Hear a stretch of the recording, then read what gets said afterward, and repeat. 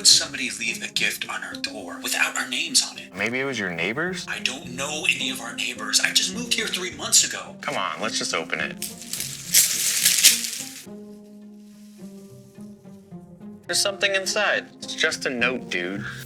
Apartment 313. First Christmas in California, and I'm already being set up in a YouTube prank video. As your cousin, I consider it my duty to stop you from spending another night moping around this apartment, wishing for things to happen that aren't gonna happen. Put the present in front of the door, ring the doorbell. Hello? Hey, a Christmas gift. You open it. I don't want the responsibility. I hereby take full responsibility for this gift. It is empty.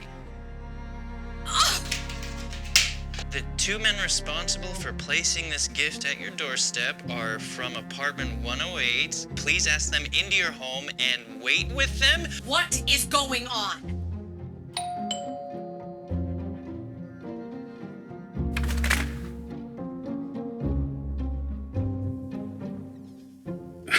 Merry Christmas? You gotta be kidding me. Merry Christmas. Could I come in? Why? I have this note.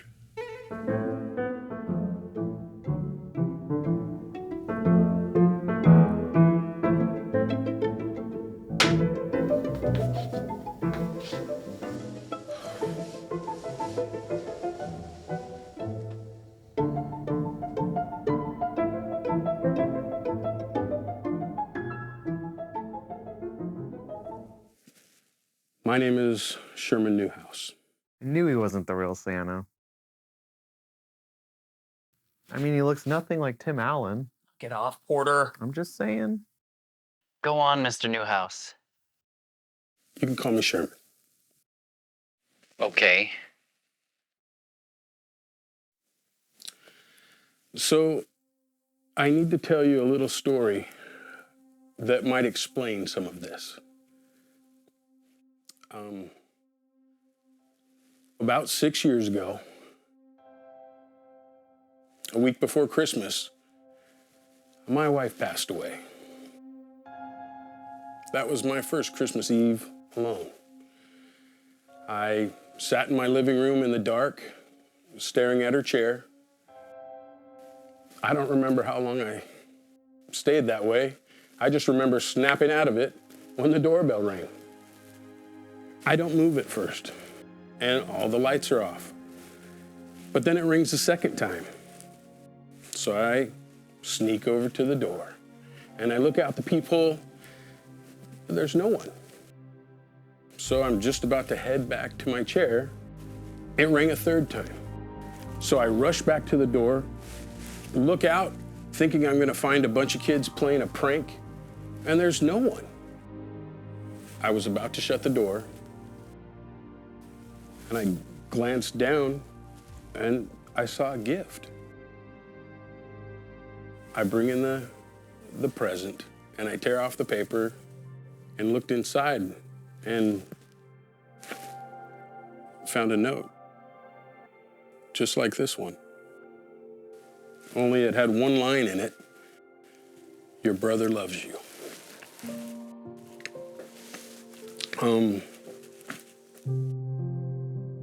It's the strangest thing because I thought to call him right before the doorbell rang. Sorry. Go on. Well, you see, every year, my brother throws this Christmas Eve party and invites the entire neighborhood. It started out just a few of his neighbors, some family members and friends from church. My brother is just one of those really, really nice guys that is just kind to everybody. Each year, he'd invite more and more people until it became this mega neighborhood block party. Me and my wife, we used to go every year. And just before she died, we started talking about maybe hosting our own party at the apartment complex. But after she passed, I'd given up on all of that. Until this year. I don't know what made me think I could do this without my wife. Maybe it was God. Maybe it's me getting sentimental in my old age. But even though I'm finally willing to take the next step, I'm just not my brother. Inviting people has always been my Achilles heel. My daughter volunteered to make all the food so I could advertise a free home-cooked meal. But the manager wouldn't allow me to put up flyers. But then, about 20 minutes ago, my doorbell rang. And just like 6 years ago, there on my doorstep was another present. And in it was this note.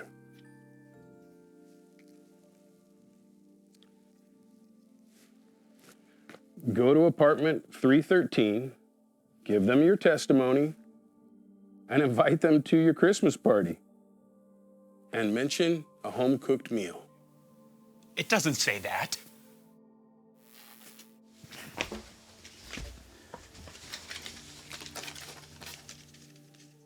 It does say that. That's impossible. Right before our doorbell rang, I was wondering, since we're not gonna have a Christmas party of our own, if maybe there was another party that we could go to. Why can't you throw your own Christmas party?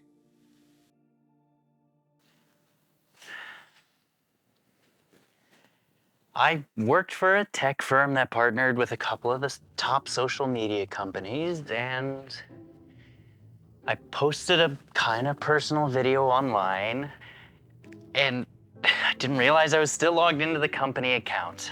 Like, I don't need to go into details. He posted a video of himself shaving his legs at his boss's desk, and he put it on every social media platform the company had. First he gets fired, then all of our friends canceled their RSVPs to our Christmas party. And now we're probably gonna have to move in with my parents.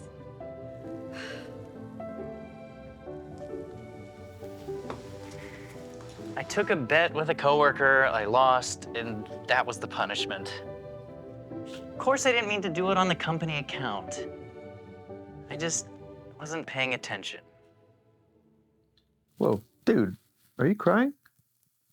Yeah, Porter.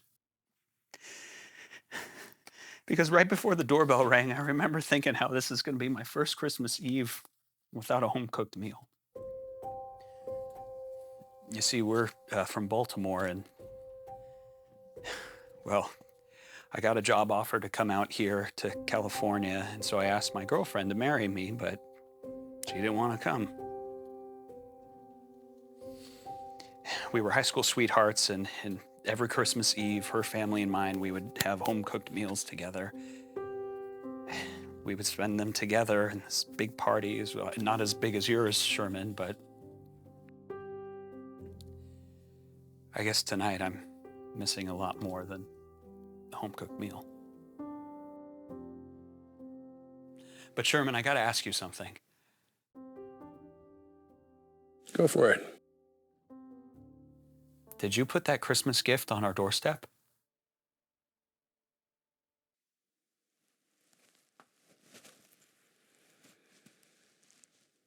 Remember, I got my own mystery gift this evening, same as all of you. No, whatever is going on it's not of this world. You mean aliens? I think he means angels. Well, I need to be getting back to my own party. My daughter and her husband are probably wondering where I've wandered off to. But thank you for pleasantly listening to my story. And in case I wasn't clear, you're all invited to my apartment where we can continue this conversation and enjoy some of my daughter's incredible cooking. I don't pretend that it's going to solve all your problems, but it can't hurt to have a reason to smile, at least for one night, and especially on Christmas Eve. You know what? I'd very much like to have some of your daughter's cooking, Sherman. Angels? We would too, Sherman. Very much so. Hey, I'm down to party. But you're seriously saying an angel has been putting Christmas gifts on all our doorsteps tonight? I don't know, man. Either we're all having the same hallucinations, or if you ask my opinion, God has given me the opportunity to love my neighbor and sort of teeing you up with a Christmas miracle. But why you? Why me? Well, I think it might go something like this. A gift is supposed to bring value to whomever you give it to, right? So God loved the whole world that he gifted his one and only unique son. I mean, what value can life have if you never open a gift from God?